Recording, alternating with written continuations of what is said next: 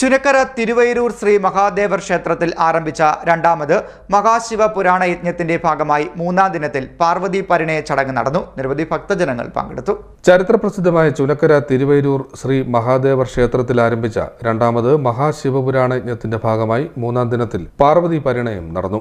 രാവിലെ 6-ന് മഹാഗണപതി ഹവനം, 7:30-ന് ശിവപുരാണ പാരായണം, 11-ന് അഷ്ടാഭിഷേകം, 11:30-ന് ആചാര്യ പ്രഭാഷണം, ഉച്ചയ്ക്ക് 1-ന് അന്നപ്രസാദം, ശിവപുരാണ പാരായണം, വൈകിട്ട് 4:30-ന് പാർവതി പരിണയം എന്നിവ നടന്നു.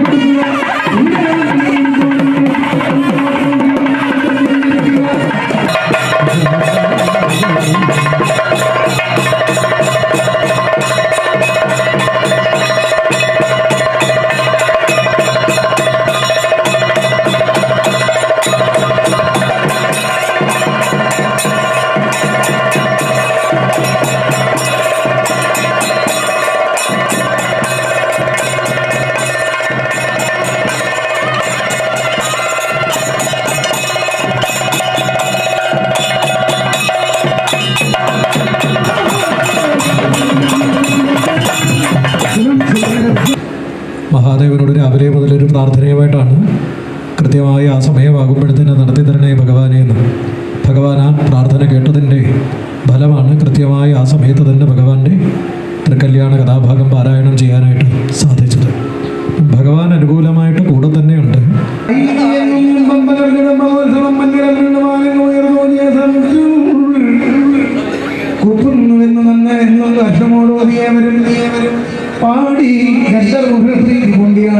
ചുനക്കര കിഴക്ക് പൂഴിക്കിഴക്കതിൽ ദേവി ക്ഷേത്രത്തിൽ നിന്നും താലപ്പൊലികളുടെയും വാദ്യമേളങ്ങളുടെയും വായ്ക്കുരവകളുടെ അകമ്പടിയോടുകൂടി പാർവതി ദേവിയെ പ്രതീകാത്മകമായി ക്ഷേത്രത്തിലേക്ക് ആനയിച്ചു. താലപ്പൊലി ഘോഷയാത്രയിൽ 100 കണക്കിന് ഭക്തജനങ്ങൾ പങ്കെടുത്തു. ക്ഷേത്രത്തിലെത്തി പ്രദക്ഷിണം പൂർത്തിയാക്കി യജ്ഞശാലയിലെത്തി പ്രത്യേക പൂജകൾക്ക് ശേഷം പാർവതി പരിണയ ചടങ്ങ് നടത്തി. യജ്ഞാചാര്യൻ ബ്രഹ്മശ്രീ ഭൂമാനന്ദ തീർത്ഥപാദർ ചടങ്ങുകൾക്ക് നേതൃത്വം നൽകി. ക്ഷേത്ര ഭരണസമിതി president U Anilkumar, secretary G Baburaj എന്നിവർ ചടങ്ങുകൾക്ക് നേതൃത്വം നൽകി. 100 കണക്കിന് ഭക്തരാണ് ചടങ്ങുകളിൽ പങ്കെടുത്തത്. Seed Net News, Charummood.